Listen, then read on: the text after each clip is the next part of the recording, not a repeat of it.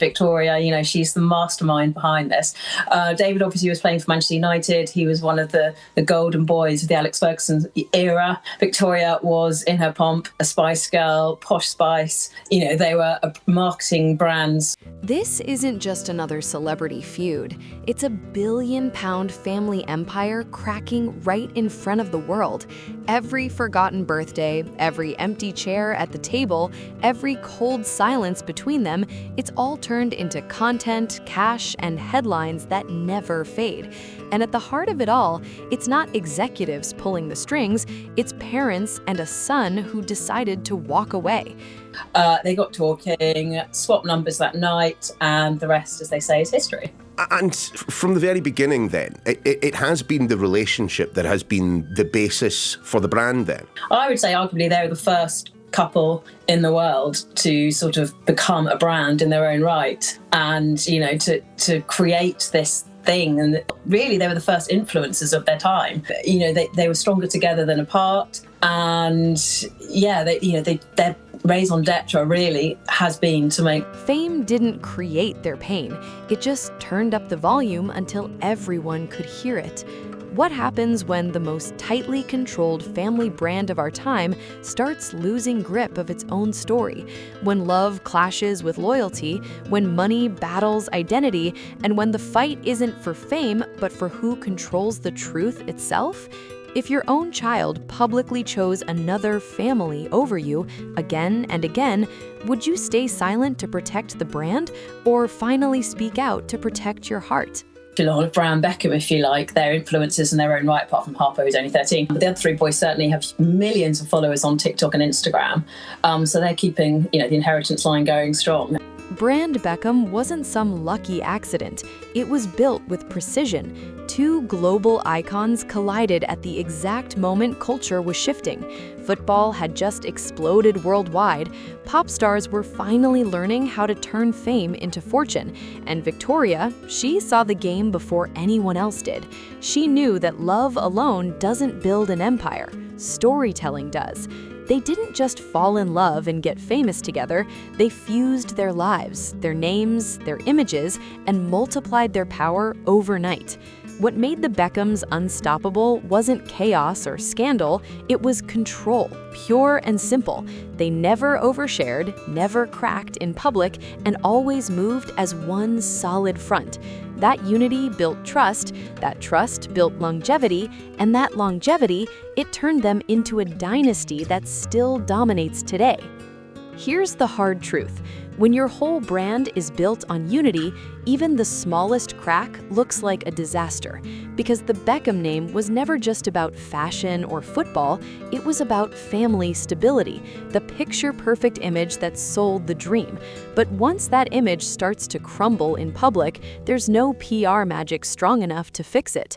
Their power was always in staying united, which is exactly why this split cuts so deep.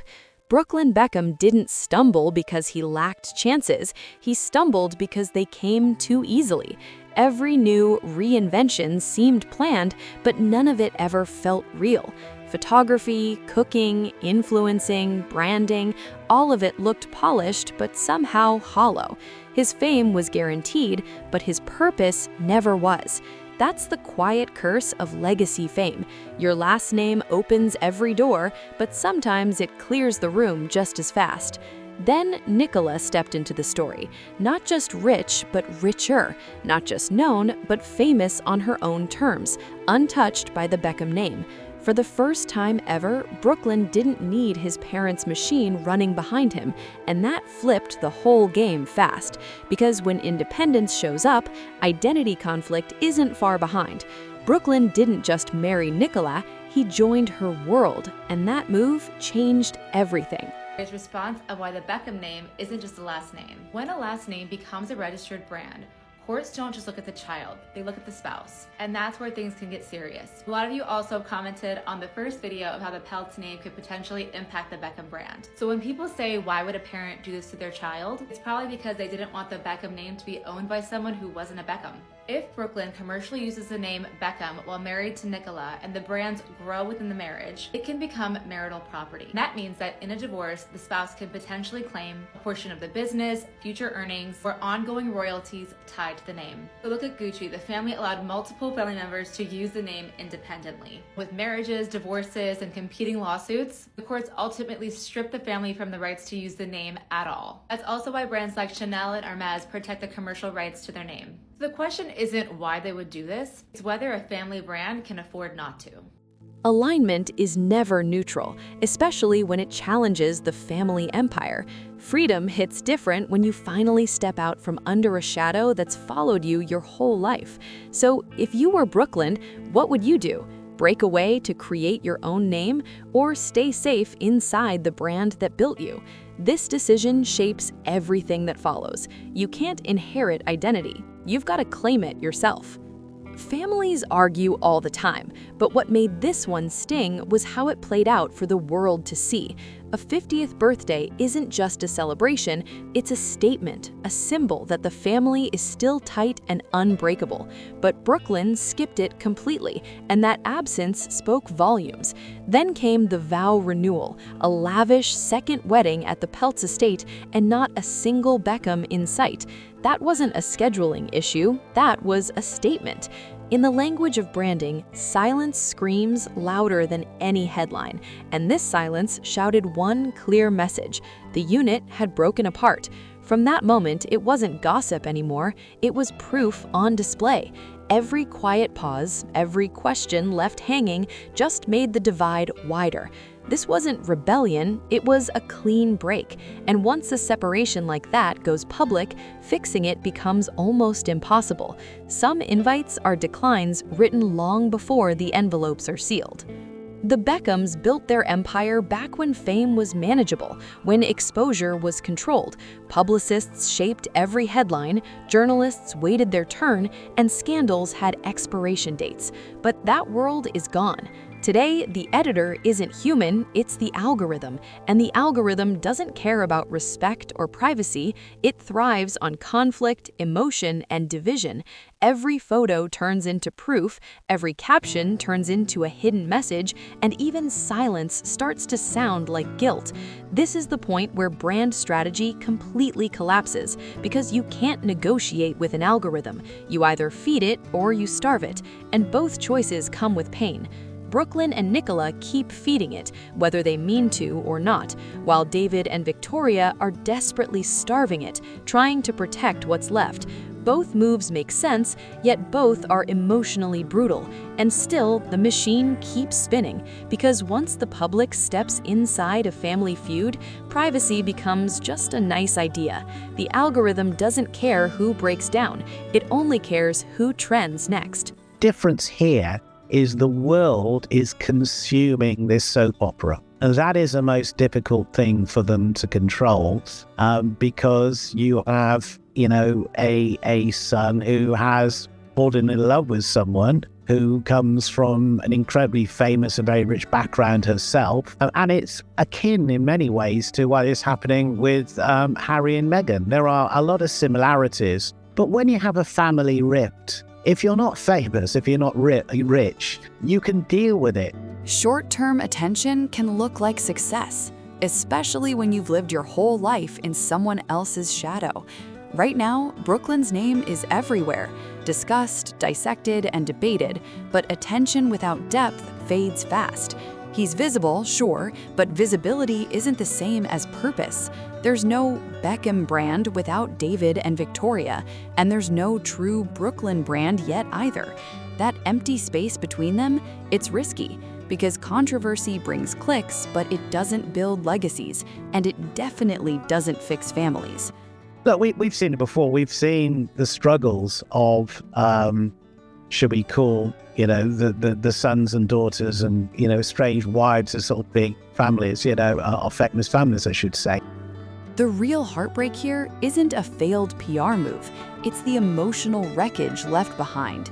Two parents watching their son test loyalty in the harshest way possible. A son proving his independence by torching the bridge that once carried him, and a spouse caught in the middle, torn between protection and escalation. The spotlight might shine bright, but the damage behind it burns even brighter. Is it good publicity for Brooklyn Beckham and Nicola Petz? Look, I think the old adage is all publicity is good publicity except the obituary notice. Now the world watches every move, every glance, every missing tag, every awkward interview clip becomes another clue in this silent war. What used to be family moments are now dissected like courtroom evidence. Each side carefully curates their image, pretending the other doesn't exist, while the public keeps score with every post and headline. The Beckham brand was built to last, but even dynasties can crack when emotion becomes content.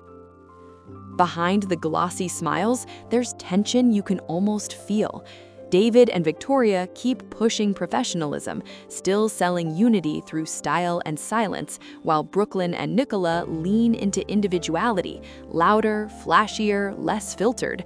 It's no longer just about who's right or wrong, it's about who controls the narrative next. Because once a family's story becomes a franchise, every emotion turns into a marketing decision. And here's the real twist. Maybe this isn't a feud anymore. Maybe it's evolution. Maybe the Beckhams aren't breaking apart, but transforming into something new, something messier, more human, and way less scripted. Still, one thing's for sure, the world won't look away now. Time passes, but the echoes don't fade.